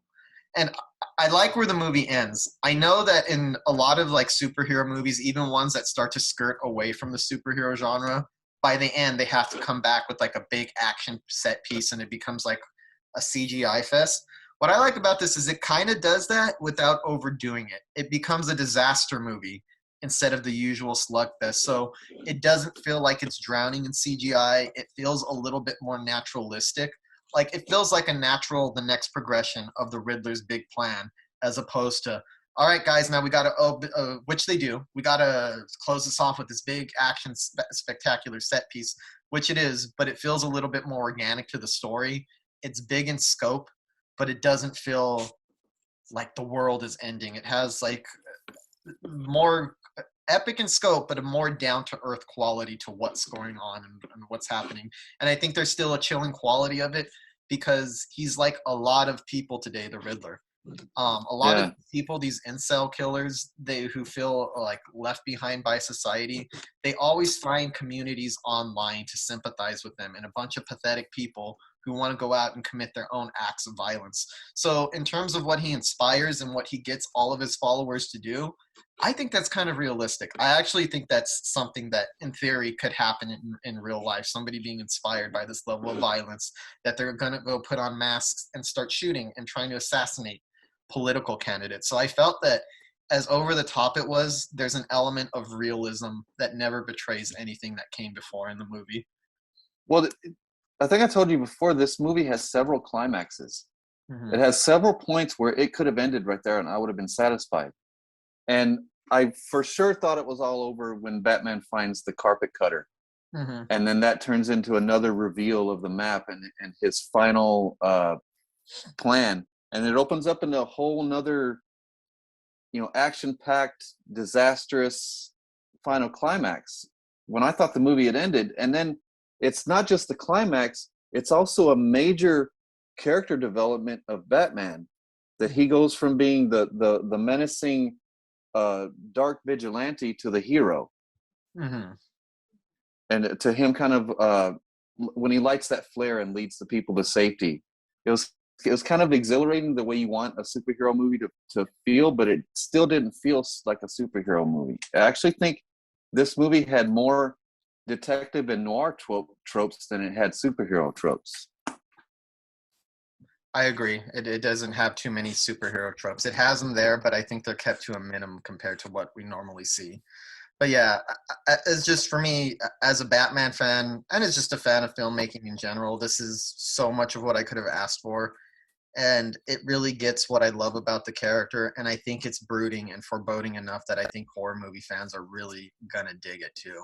And I don't think it's an accident that it got rave reviews from Bloody Disgusting and Dread Central, that it got so much coverage from them. And I don't think you can't really get that kind of coverage to most superhero movies in a horror context. And I think this is one of the few that you actually could. And I was completely blown away that such an epic film, such a well-made film that told such a great story and solved such a great mystery that opened up into so much, and it brings it all to a satisfying climax, but it still leaves you with so much. It leaves you with Batman came to the realization in this movie that his fear tactics had inspired vigilantes, and he decides to become more of a hero. It leaves you with the Penguin sees his opportunity to seize power after Falcone is gone. It leaves you with the Riddler and the Joker strike up a friendship in Arkham. It leaves you with more possibilities for Catwoman in the future. All that it leaves you with after a 3-hour movie.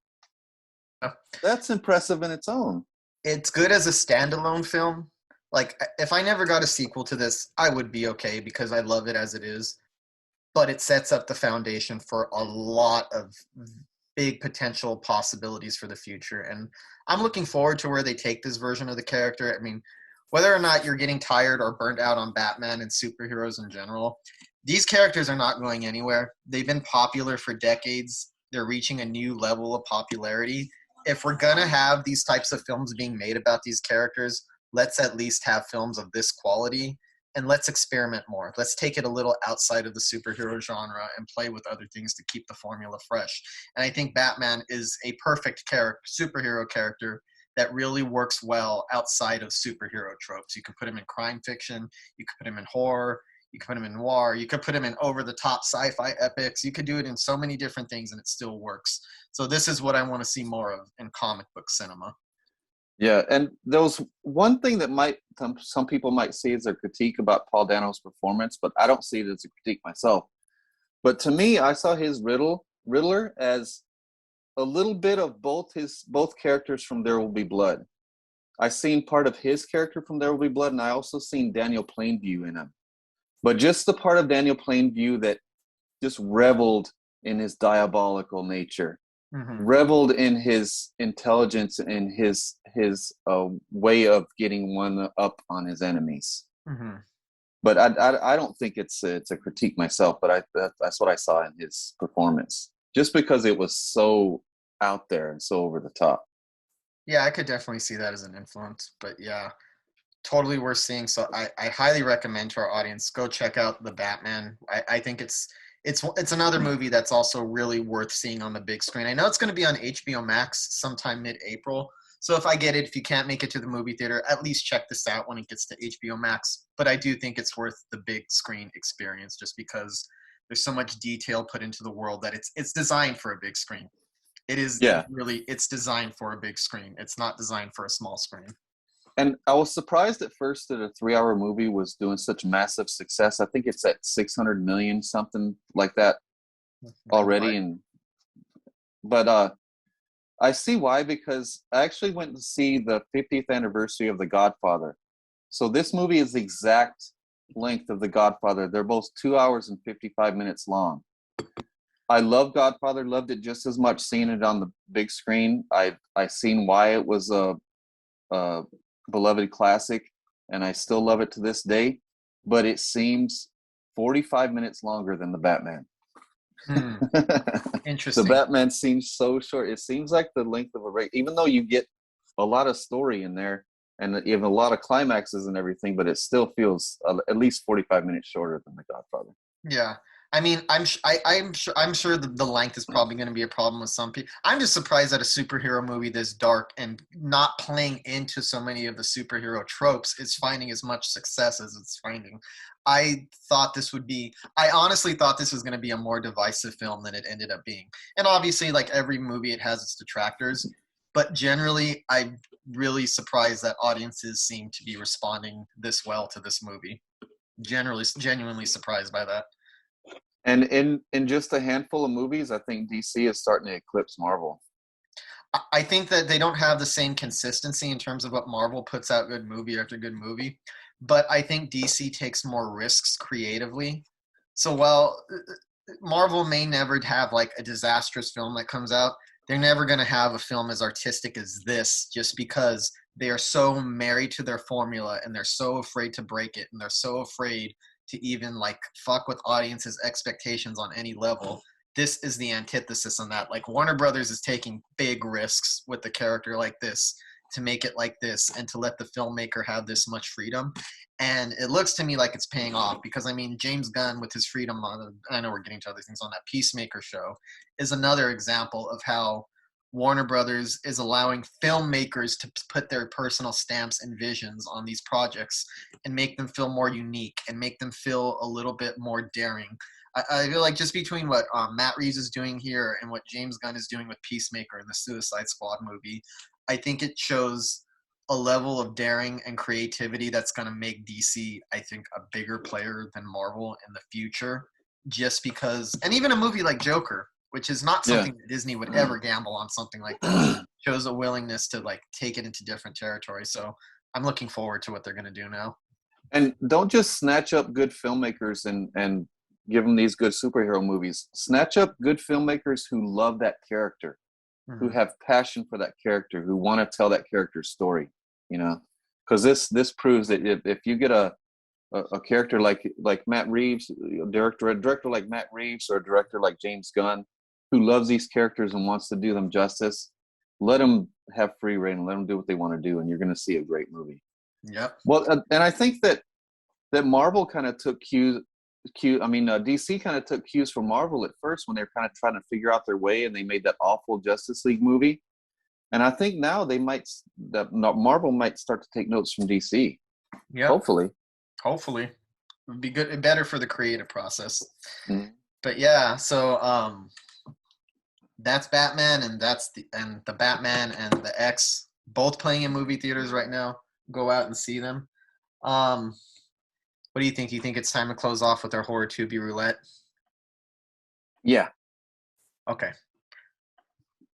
What movie did you watch on Tubi? I'll tell you mine. I forgot what yours was. Mine was The H-Man. The H-Man? It's a 1958 Japanese movie. I'm pretty sure that it was better than what I watched. So I watched Hellraiser Judgment. This movie came out in 2018. It's directed by Gary J. Turncliffe. This is the synopsis. Detectives Sean and David Carter are on the case to find a gruesome serial killer terrorizing the city. Joining forces with Detective Christine Egerton, they dig deeper into a spiraling maze of horror that may not be of this world. I'm gonna just cut to the chase. I hated this movie. It's absolute crap. I am a big Hellraiser fan. I'm a big Clive Barker stan, as our friend Secret Sergio pointed out about me. I'm very passionate about Clive Barker's imagination and his writing, and this just does nothing about what makes him such a unique artist any justice at all. It tries, and this is very interesting. Hellraiser, what made that series unique to me is the way that it's not a typical view of hell. It feels a lot different. It's not what you would normally think of as demons. And even like in Hellraiser 2, the imagery of what hell is so antithetical to what you expect hell to be, like the cliches of the blazing fires and all that. And this tries to really add to the Christian allegory aspects of Hellraiser in a way that just does not work. It adds like a new, I forgot, the Stygian order, whatever, that they try to add to this of Pinhead being a different sect of hell that just like dwells in like, the pleasure of ripping people apart. He's working with another sect of hell that's out to punish people like pedophiles and serial killers and stuff like that. And it just mixes it in a way that's uninteresting and convoluted. There's no reason for Pinhead to even be involved with this story, for one thing, because it's so concentrated on a different aspect of hell, a different sect of hell that's more interested in punishing people. It's not so much that pleasure is pain thing. And them kind of just consulting with Pinhead on the side doesn't make sense. It just feels completely shoehorned into the movie. I don't really think the serial killer aspect is very interesting or particularly well written or well shot or even well acted. There's nothing interesting going on there at all.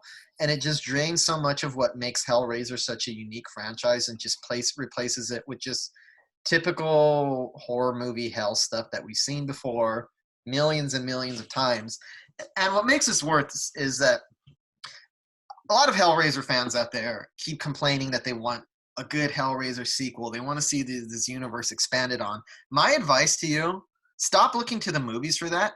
Read some of the comic books that Clive Barker's been involved in. Even Rebecca McKendry has been involved in writing some of those too. Read that, or better yet, read the Scarlet Gospels by Clive Barker. I know some horror fans just want to watch movies and stuff, but if you really want to get a good follow-up to Hellraiser that kind of does some of what this does, but in a much more interesting way to kind of push the Christian allegory aspects a little further up, read the Scarlet Gospels from 2015. That is a fantastic sequel to the Hellraiser series. It is epic in scope. It really widens the scope of what Hellraiser is, and it paints hell as kind of what we expect hell to be based on a lot of Christian iconography and the depictions of hell through pop culture, but makes it so much more grand through this poetic language that's almost painterly in describing these huge leviathans and these massive teeming buildings and this architecture really paints a picture in your head. So I would say if you want a good Hellraiser follow-up story that feels epic, read the Scarlet Gospels. You'll see Pinhead actually duking it out with Lucifer, and it is so epic and it's so much beauty to it. And then when you see a movie like this that tries to incorporate some of the more Christian allegory aspects, it just comes across as straight trash. And the filming style is, I hate the way this is filmed. This is filmed in that early 2000s ugly monochromatic style that I loathe, and I think you know what I'm talking about. Yeah. Yeah, and I think you know what I'm talking about. I couldn't stand this movie. It pissed me off as a Hellraiser fan and as a Clive Barker fan. It's a waste of time to even watch it, and the only reason that these movies are being made is so the studio could stay in charge of the Hellraiser franchise, because they don't want to give it up. It's not good. Was it still Doug Bradley? No, this is a different Pinhead, and I'll give this guy, the guy who plays him here, he's not bad. I'll do that, given that he's stepping into a role that's kind of hard to fill. I feel for him. It's Paul T. Taylor. He's probably the best thing about this movie because he really tries to give a good, dignified Pinhead performance, so he's fine. But really, he's the only thing about this movie that's remotely acceptable. Everything about it is just bad. It's only 80 minutes long, and it feels a lot longer than that, and it drags. And oh my God. And some of the imagery is just trying so hard to be edgy and cool and vile, and it's actually just dull and boring and repetitive. I can't stand this movie. I'm sorry. I hate bashing things like this, but it's not good. There's nothing to recommend.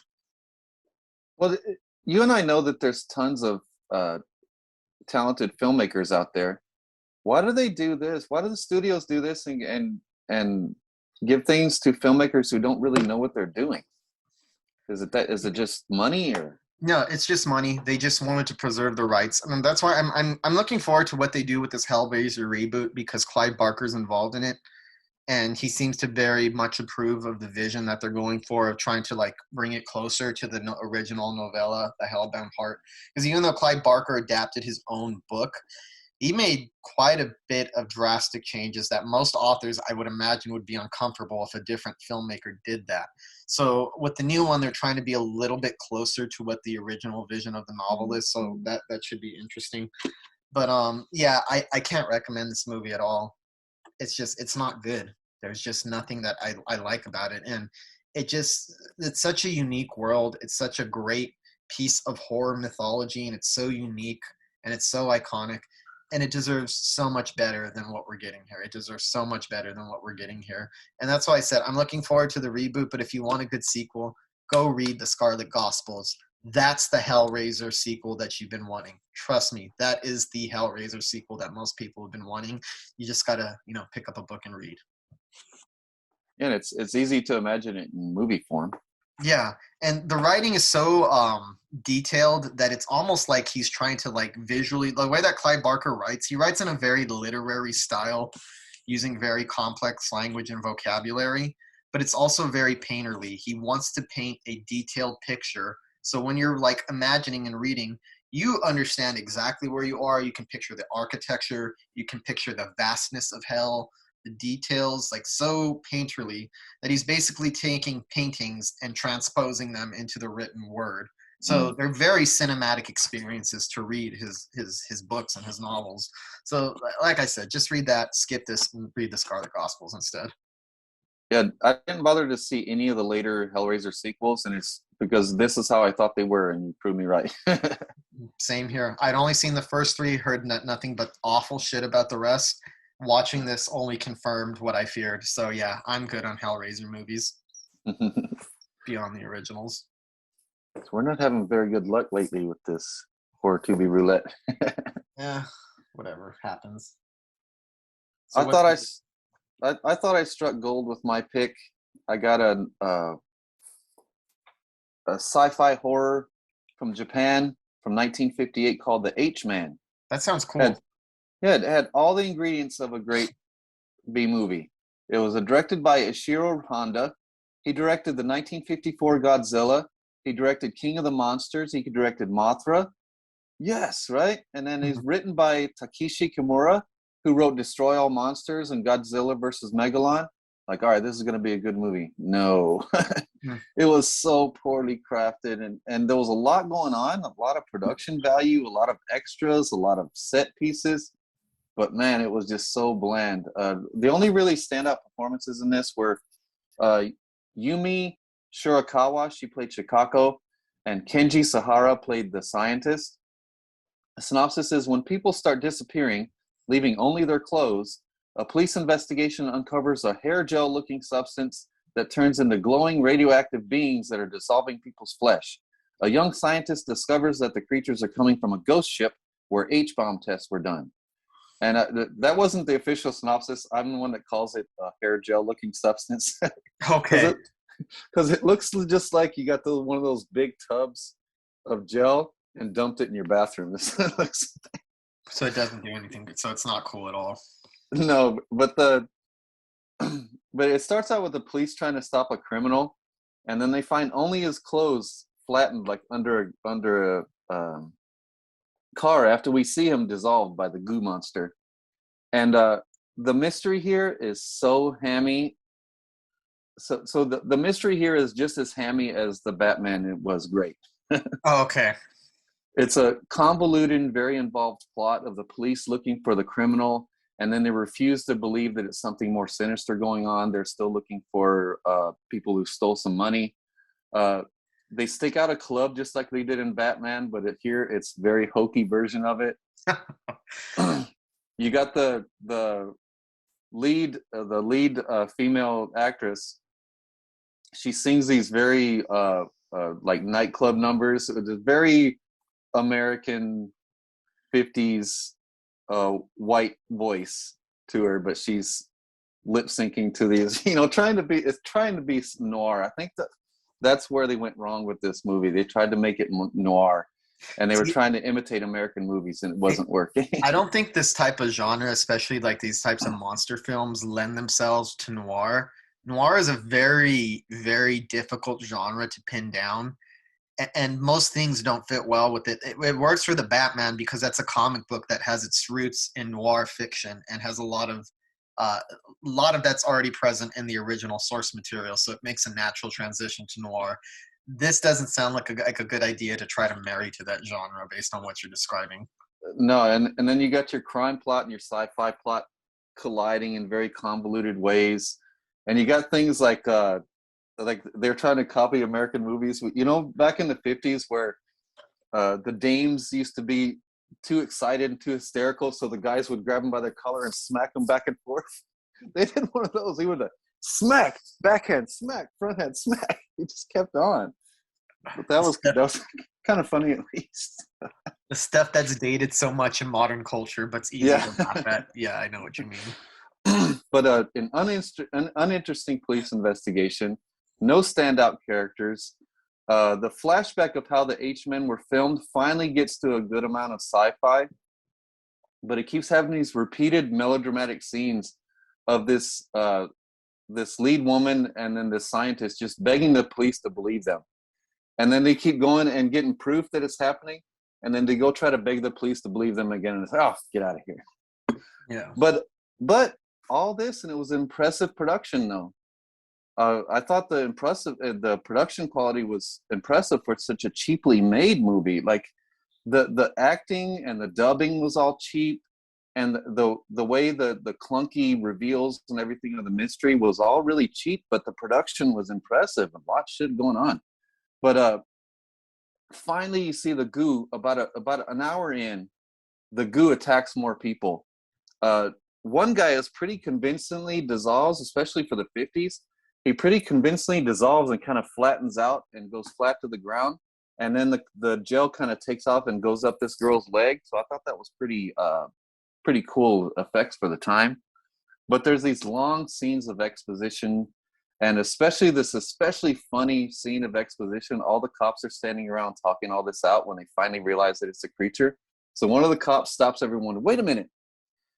It was created by an H-bomb explosion. So wouldn't it be an H-man? and that was followed by newspaper headline, H-man monster dissolves humans. So at least got a chuckle out of it. But a decent climax with the authorities kind of lighting the sewers on fire. And then the scientist is racing to find the girl who's been taken into the sewer. So he tries to find her before the fire gets to her. So that was kind of exciting and everything. And then at the end, you got the next ruler of the planet may be H-Man, the end. So it had elements of a good B movie, and it had some chuckle moments and some moments of some good effects with the goo for the 50s. But other than that, this just seemed like ones that they shelved for years, and just some greedy producer came in. Let's go look through our catalogs. Oh, this one was never released. Let's throw this one out on Tubi and see if we can make some movies and make some money with it. That's too bad, because what you described, it sounded a lot more promising and more interesting than what I did, and it doesn't sound like you fared much better. Although I'd still be willing to bet money that that's probably still more worth watching than Hellraiser Judgment. I mean, I haven't seen it. At least I can tell you it. it's still probably more worth the watch than this is. I'll say that much. It has some chuckles and some good production value, but other than that. Yeah. Well, I have my Tubi open right now. I'm going to start scrolling. So I want you to tell me when to stop, okay? Okay. Going. And stop. Deadware.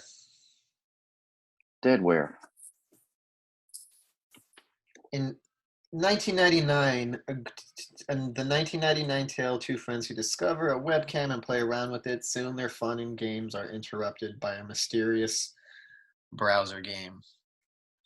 It sounded computerish. Yeah, we'll see. 2021, so this is a fairly... At the very least, if this movie ends up being bad, it's only an hour and 8 minutes long. Oh, okay. So, it's okay. That's what was good about the H-Man. It was only like an hour and 10 minutes long, so it wasn't too excruciating. Okay. Well, you scroll now, and I'll tell you when to stop. All right. I'm scrolling. Stop. Oh, no. What? I got a parody film. Stan Helsing. Stan Helsing. From 2009, on Halloween night, a video store clerk related to Van Helsing and his motley crew must defeat the 6 greatest movie monsters of all time. Oh, no. A spoof that's not Scary Movie is going to be bad. Yeah. And even then, the only really funny ones are the first two. Yeah, exactly. So even that franchise gets banned. That's probably the worst franchise. Not the franchise. That's the worst subgenre of comedy is the spoof film. Ugh. Yes, epic movie, date movie. Oh well. I mean, you keep losing these rounds, but at some point we'll stumble upon something good again, like we did once in a while before. It just doesn't seem to be faring well for us at the moment. And who knows, one of these could surprise us. Stan Helsing could surprise me. Maybe. I doubt it. So, anyways, please follow us on all of our social media. Right now, we're going to be going into a crowdfunding campaign very soon for a movie that Michael Pickle has written and will be directing, The Dead Place. I think this is a really good script personally, not just because I work with Michael. I would criticize him and tell him if I didn't think things work. I actually think this is a really, really good script. Has a lot of potential, and I think it could possibly lead to some sequels down the line. So please keep up with that. We're gonna crowdfund it. We're gonna be giving we're gonna be just doing a lot of stuff. We'll be giving out little rewards and promotions for people who choose to participate in crowdfunding with us. It's an endeavor I'm very excited for to be jumping on. I'll be producing this film, so I'm pretty excited for it. So if you want to keep up with The Dead Place and everything that we're doing, because obviously this is a podcast, but we podcast. We have films in the works that we're working on. We have another film that we're going to be releasing pretty soon that Michael made. It's called Pay Up. Check that out. But we get into a lot of filmmaking endeavors and a lot of collaboration. So podcasting is not the only thing that we do. So if you want to follow us and keep up with us, go to facebook.com/Pickles Horror Show. There you'll see updates on us and what we're doing. And not only updates, you'll get horror movie news or funny memes about horror movies. It's just a variety of things because we try to keep up with the horror scene as much as possible. And I think our Facebook page is a really good way to keep up with everything we're doing. Facebook.com/Pickles Horror Show. We also have an Instagram. It's a newer one. We had an older Instagram page that we unfortunately got locked out of because the people in charge of Instagram suck. But we have a new page. It's what's the I always forget the Instagram page name, Michael. The Horror Show Pictures. The Horror Show Pictures. So check us out on Instagram. You get interesting stuff there. Also check us out on TikTok. That's the page that I run, and there you'll get clips from the podcast on there, little just interesting things, just a little sample of everything that we do. I'll ask questions of horror movie fans, just to gauge opinions, stuff like that. Page is actually doing really well. So that one is at Horror Show Official on TikTok. And if you want, I don't know what platform you're watching this on. I mean, you could just be listening to this on SoundCloud or Spotify or Apple Podcasts. Maybe you're watching it on YouTube. But go to the link in our page, our flow code, and that'll give you a link to everywhere that this podcast is available. Any way that you wish to consume it, whether it's the video or just the audio, however you're done. But like I said, keep up with us on all social media platforms to keep up with all the filmmaking endeavors, to keep up with the podcast, and to keep up with horror news in general. And if you know any actors, we're going to be casting for The Dead Place. We're going to have our first casting session in about 3 to 4 weeks. So stay tuned for that. We'll announce it on the page and everything. But we're going to have an extensive casting session for our main characters. And some of our supporting characters, we're in talks with some horror icons. So look out for news on that because you're going to be really excited when you find out who we're going to cast in this movie. Yes, please keep up with us. Until next week, folks. Happy Happy horror.